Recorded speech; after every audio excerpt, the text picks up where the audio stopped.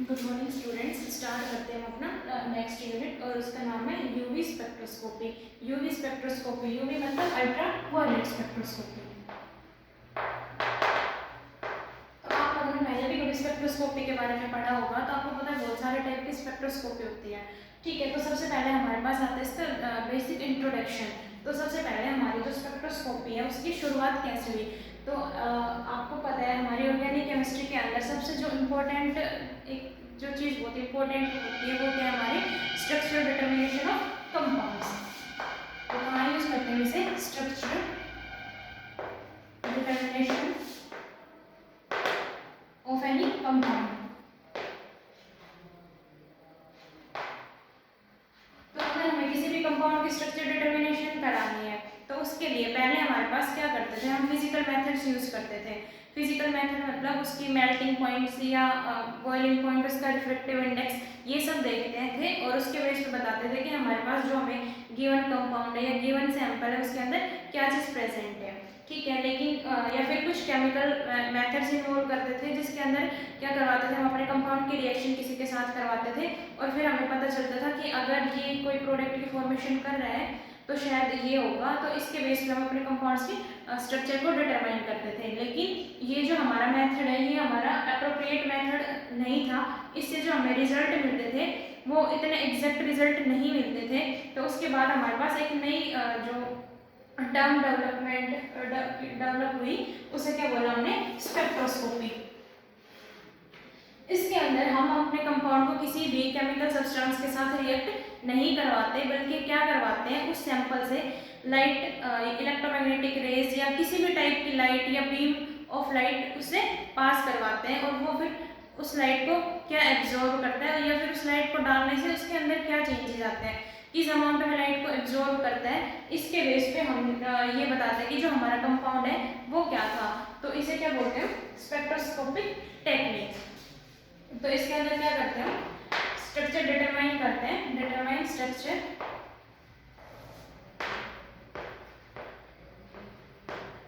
By passing light through our sample, through the sample. तो क्या करते हैं, हम किसी भी सैंपल से लाइट को पास करवा के और उसके बाद हम देखते हैं उसके अंदर क्या चेंज हो, उसने हमारी लाइट को एब्जॉर्ब किया या एमिट किया, जो भी चेंज हो उसके बेस पे हम क्या बताते हैं कि जो हमारा सब्सटेंस था वो क्या था या उसके अंदर कौन सा फंक्शनल ग्रुप प्रेजेंट है या जो भी उसके स्ट्रक्चर के बारे में हमें पता चलता है। ठीक है भाई, तो हमारे पास बेसिकली हम देखते हैं बहुत सारे टाइप्स की स्पेक्ट्रोस्कोपी टर्म्स यूज होती है, बहुत सारे टाइप्स की स्पेक्ट्रोस्कोपी यूज होती है। आपने सुना होगा UV spectroscopy, IR spectroscopy, mass spectroscopy.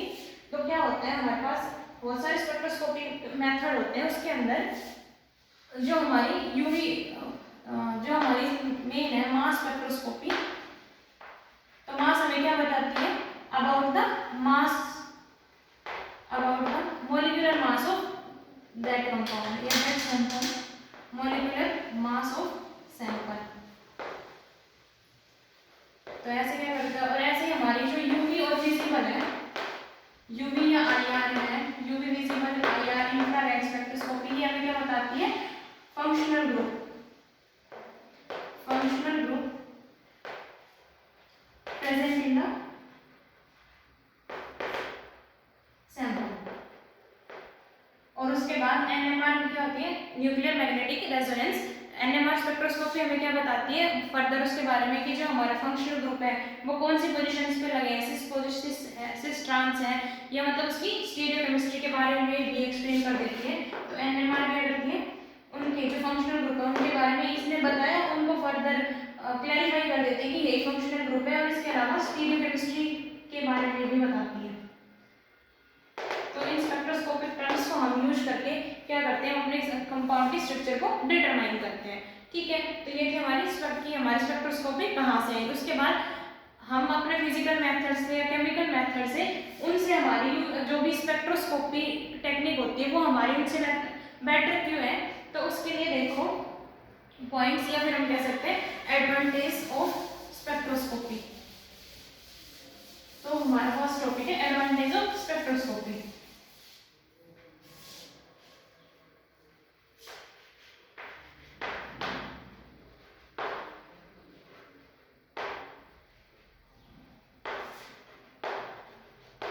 Spectroscopy और फिजिकल और केमिकल मेथड्स। तो केमिकल और फिजिकल मेथड से हमारे स्पेक्ट्रोस्कोपिक मेथड्स इजी या अच्छे क्यों होते हैं? तो फर्स्ट एक तो टाइम फैक्टर,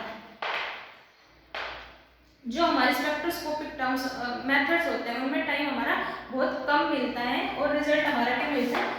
टाइम कम होता है और एग्जैक्ट रिजल्ट, या हम कह सकते हैं कि जो रिजल्ट है हमारा वो ज़्यादा एक्यूरेट मिलता है, ज़्यादा एग्जैक्ट मिलता है बजाय फिजिकल मेथड्स या केमिकल मेथड्स के। सेकंड जो सब्सटेंस होता है वो हमें सब्सटेंस जिसका बारे में हम निकाल रहे हैं, जिसकी हम एनालिसिस कर रहे हैं, required in small amount.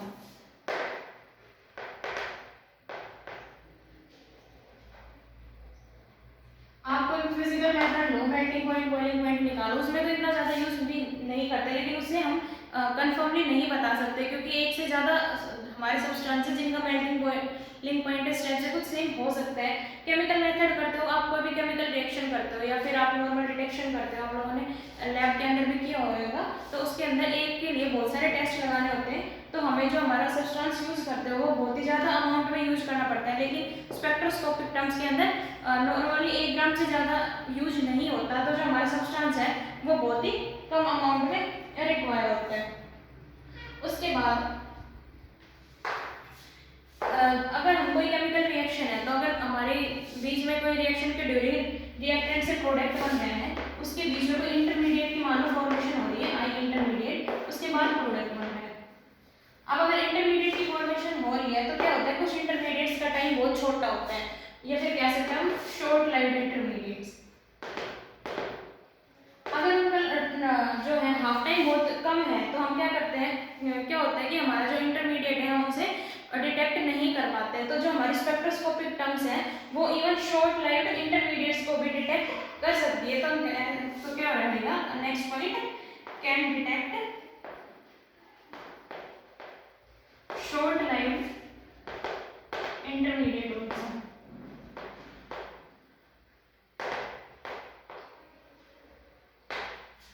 Next जो हमारा पॉइंट है, तब हम कोई भी स्पेक्ट्रोस्कोपिक टेक्निक यूज करते हैं, क्या करते हैं, हम अपने सैंपल को लेते हैं, उससे क्या करवानी, हमने लाइट पास करवाई, तब हमने उसे लाइट पास करवाई, सिर्फ लाइट पास करवाई, इसके अलावा कोई भी किसी भी केमिकल के साथ रिएक्शन नहीं करवाई, तो जो हमारा जो भी सैंपल लिया था या जो भी सब्सटेंस लिया था वो हमें एज इट इज मिल जाता है। तो क्या करते हैं, do not react with any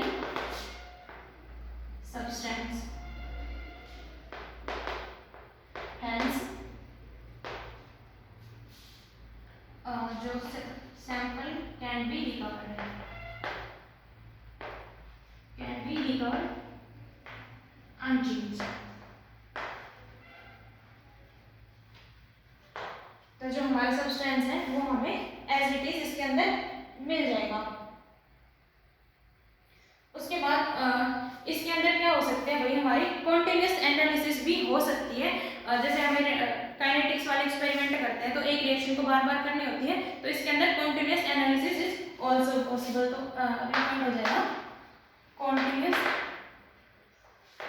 analysis is also possible.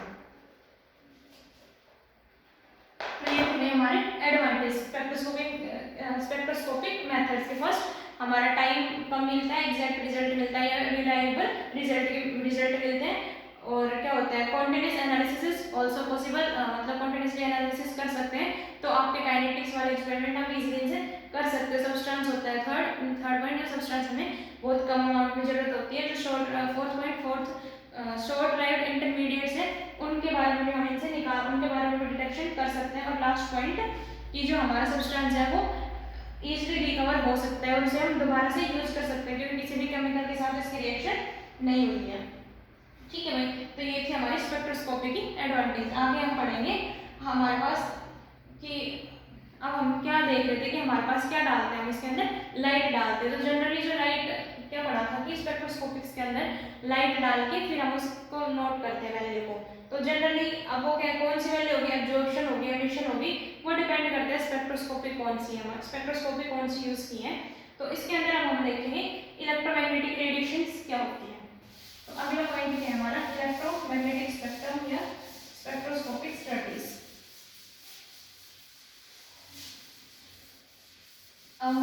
पढ़ेंगे, अभी हम यूवी डिस्कस करने वाले हैं, तो क्या देखेंगे कि हम कौन सी लाइट यूज़ करते हैं, या फिर पढ़ेंगे कि हमारी इलेक्ट्रोमैग्नेटिक रेडिएशंस क्या होती हैं।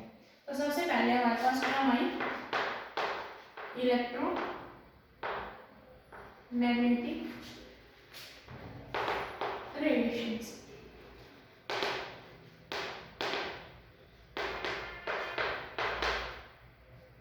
तो आप क्या देखते हो कि बहुत सारे जो स्पेक्ट्रोस्कोपिक टेक्निक्स है, इनके अंदर क्या हो रहा है, interaction of sample with light, interaction of sample with light.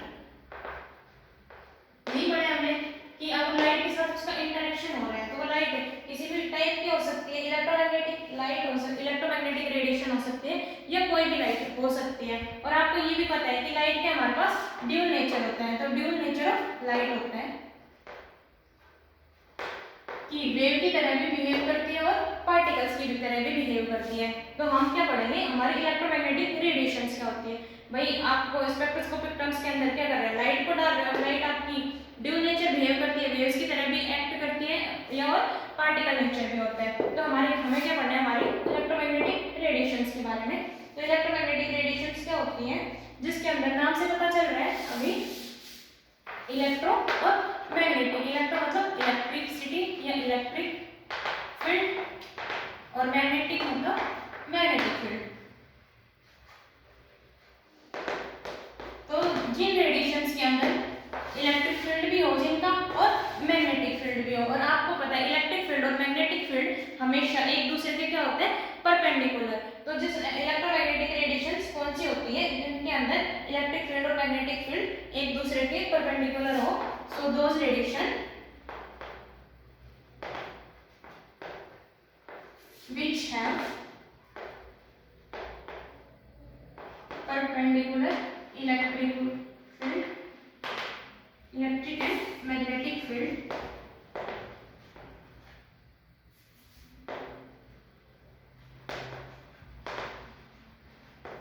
and both are perpendicular to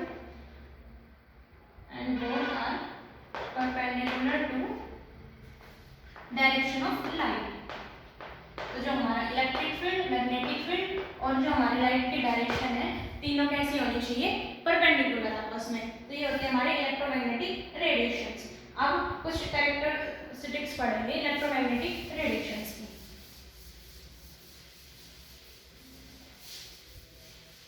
तो नेक्स्ट पॉइंट है इसकी कैरेक्टरिस्टिक्स। तो कैरेक्टरिस्टिक्स में फर्स्ट आता है कि इनके अंदर जो एनर्जी होती है वो हमारी किसके प्रोपोर्शनल होते हैं, inversely proportional to their frequency.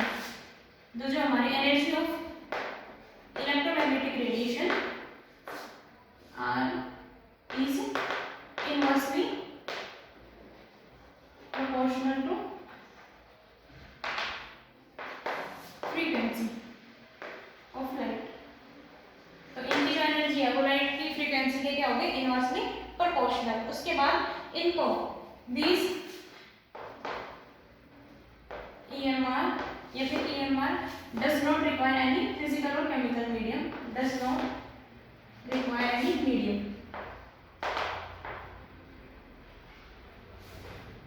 इन्हें पास होने के लिए किसी मीडियम की रिक्वायरमेंट नहीं होती, कहीं पे एम्प्टी स्पेस है उससे भी पास हो जाएंगी। तो क्या होगा हमारे पास next point, they do not require any physical medium, और we can say can be transmitted through empty space, can be transmitted through empty space. तो हमारे खाली जगह या खाली स्पेस से भी पास हो जाएंगी, और इनकी जो वेलोसिटी है, थर्ड पॉइंट क्या हो जाएगी, जो इनकी वेलोसिटी है, स्पीड लाइट है, सॉरी स्पीड है, वो किसके इक्वल होती है, 3 × 10⁻⁸ मीटर पर सेकंड, और जनरली सेम रहती है हर सब्सटेंस के अंदर। तो ये थी हमारी इसकी इंपॉर्टेंट कैरेक्टरिस्टिक्स। उसके बाद कुछ टर्म्स आती है हमारी इलेक्ट्रोमैग्नेटिक रेडिएशन से रिलेटेड, वो पढ़ेंगे। तो इनके अंदर 3 कैरेक्टरिस्टिक्स पढ़ी है। एक तो एनर्जी हमारी किसके इनवर्सली प्रोपोर्शनल होगी, फ्रीक्वेंसी के। सेकंड, किसी भी मीडियम की रिक्वायरमेंट नहीं होती, नॉर्मल एम्प्टी स्पेस से भी ट्रांसमिट हो जाएगी। और थर्ड पॉइंट क्या पढ़ाया हमने, थर्ड पॉइंट क्या था, मीडियम से नहीं होती। और थर्ड पॉइंट, जो लाइट की स्पीड ऑफ लाइट से मूव करती है वेलोसिटी ऑलमोस्ट सेम रहती है, 3 × 10⁻⁸ मीटर पर सेकेंड। उसके बाद कुछ बेसिक टर्म्स आती है, some basic terms of electromagnetic radiation या इन इलेक्ट्रोमैग्नेटिक रेडिएशंस। तो फर्स्ट पॉइंट हमारे पास आती है, फर्स्ट टर्म जो आती है वो क्या होती है हमारे पास, वेवलेंथ। तो आपको पता है इलेक्ट्रोमैग्नेटिक रेडिएशंस वेव्स की फॉर्म में भी मूव करती है, इस टाइप से मूव होगी वेव्स, पढ़ते हो। तो इन्हें क्या बोलते हैं, क्रस्ट, और इन्हें बोलते हैं ट्रफ। तो दो हमारे एडजेसेंट क्रस्ट हो गए या फिर दो एडजेसेंट ट्रफ हो गए, तो इन्हें बोलते हैं। तो इनके बीच की जो डिस्टेंस होती है उसे क्या बोलते हैं भाई, वेवलेंथ। या फिर जो भी हमारे एडजेसेंट ट्रफ्स हैं उनके जो बीच की डिस्टेंस है उसे क्या बोलते हैं, ये होते हैं हमारे क्रस्ट और ये ट्रफ होते हैं, पता है ना आपको। तो जो भी हमारे दो एडजेसेंट क्रस्ट और ट्रफ्स के बीच की डिफरेंट जो डिस्टेंस होती है उसे क्या बोलते हैं भाई, हम wavelength. So it is distance between two adjacent crust and trough. किससे डिनोट करते हैं, डिनोटेड बाय लैम्डा। यूनिट्स क्या होगी, वही जो हमारे डिस्टेंस की होती है, मीटर, माइक्रोमीटर, पिकोमीटर, एंगस्ट्रॉम, ठीक है। तो ऐसे यूनिट तो मीटर होते हैं, बाकी हम जो डिस्टेंस होती है वो बहुत स्मॉल होती है, तो जनरली हम पिकोमीटर या एंगस्ट्रॉम के अंदर वेवलेंथ को पढ़ते हैं। उसके बाद एक माइक्रोमीटर, ये यूनिट कन्वर्जन तो पता है आपको, एक माइक्रोमीटर होता है हमारा 10⁻⁶ मीटर के इक्वल, तो ये बातें आपको पता है।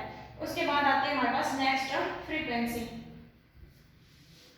तो ये थी हमारी, तो वेवलेंथ क्लियर हो गया कि दो एडजेसेंट ट्रफ के बीच में और क्रस्ट के बीच में जो भी डिस्टेंस होती है उसे बोलते हैं वेवलेंथ। नेक्स्ट हमारे पास क्या आती है, फ्रीक्वेंसी। तो फ्रीक्वेंसी कहते हैं number of lines passing through a point in 1 second. Frequency, wavelength तो पढ़ चुके हैं। फ्रीक्वेंसी क्या होती है कि किसी भी कोई भी एक पॉइंट है, हमने एग्जांपल ले लिया, उसके किसी भी पॉइंट से क्या करना है, हमें लाइट पास करनी है। तो एक सेकंड में इस पॉइंट से कितनी नंबर ऑफ लाइंस या कितनी नंबर ऑफ वेव्स पास हो रही है उसे बोलते हैं उसकी frequency. So number of waves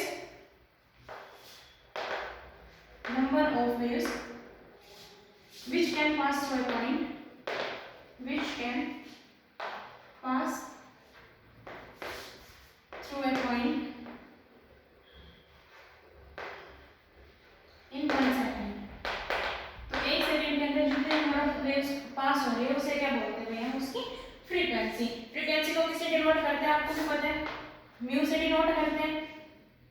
और फ्रीक्वेंसी की यूनिट, अगर फ्रीक्वेंसी को जनरली हम किसके अंदर मेजर करते हैं, साइकिल्स पर सेकंड या हर्ट्ज के अंदर। तो जनरली किस में मेजर करते हो, साइकिल्स पर सेकंड, मतलब एक सेकंड के अंदर कितने साइकिल हमारे चलेंगे, तो साइकिल्स पर सेकंड। या फिर ऐसे यूनिट इसकी किस में लिखते हैं, हर्ट्ज। किसे डिनोट करते हो, Hz होता है सिंबल हर्ट्ज का। तो ये हो गई हमारी, इसका सिंबल हो गया, इसकी यूनिट्स हो गई। उसके बाद अगर रिलेशन पूछा जाए फ्रीक्वेंसी और वेवलेंथ में, तो mu is equal to c/λ। तो जो हमारी फ्रीक्वेंसी होती है वो वेवलेंथ की इनवर्सली प्रोपोर्शनल होती है। c क्या है यहाँ पे हमारी स्पीड ऑफ लाइट, जो भी हमारी लाइट है उसकी स्पीड, v क्या है हमारे पास फ्रीक्वेंसी, सॉरी म्यू फ्रीक्वेंसी, और ये क्या हो गया हमारे पास वेवलेंथ। तो फ्रीक्वेंसी और वेवलेंथ में जो रिलेशन है वो कैसा होगा, इनवर्स रिलेशन होगा। उसके बाद नेक्स्ट टर्म आते हैं हमारे पास वेव नंबर। वेव नंबर क्या होता है भाई, हमारी जो फ्रीक्वेंसी है इसका रेसिप्रोकल। तो क्या होता है जनरली, नंबर ऑफ वेव्स पर सेंटीमीटर, क्या पढ़ेगा, वेव नंबर। एक सेंटीमीटर एरिया के अंदर से कितनी number of waves passing through 1 centimetre.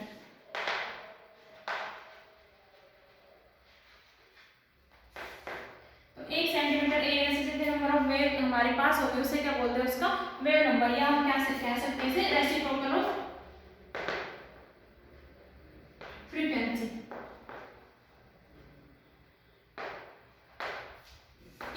करते हैं म्यू बार से इसके इक्वल होता है 1 बाई म्यू के। ये होता है भाई हमारा वेव नंबर। इसकी अगर यूनिट की बात की जाए तो क्या हो जाएगी, sorry reciprocal of wavelength, frequency नहीं वेवलेंथ।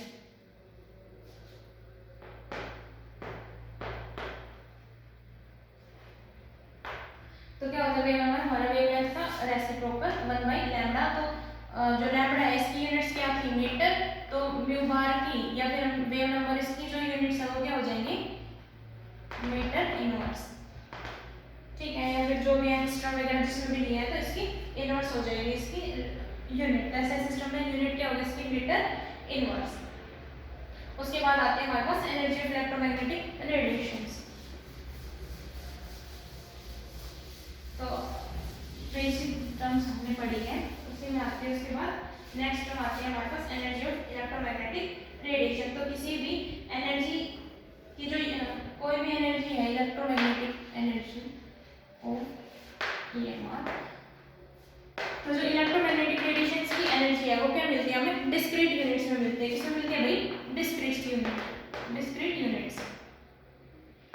डिस्क्रीट यूनिट्स में मिलने का मतलब कि एक पैकेट या एक क्वांटा ऑफ एनर्जी एक साथ हमें मिलता है। ठीक है, तो ये तो एनर्जी डिस्क्रीट एनर्जी यूनिट्स मिलती है और उन डिस्क्रीट एनर्जी यूनिट्स को क्या बोलते हो क्वांटा।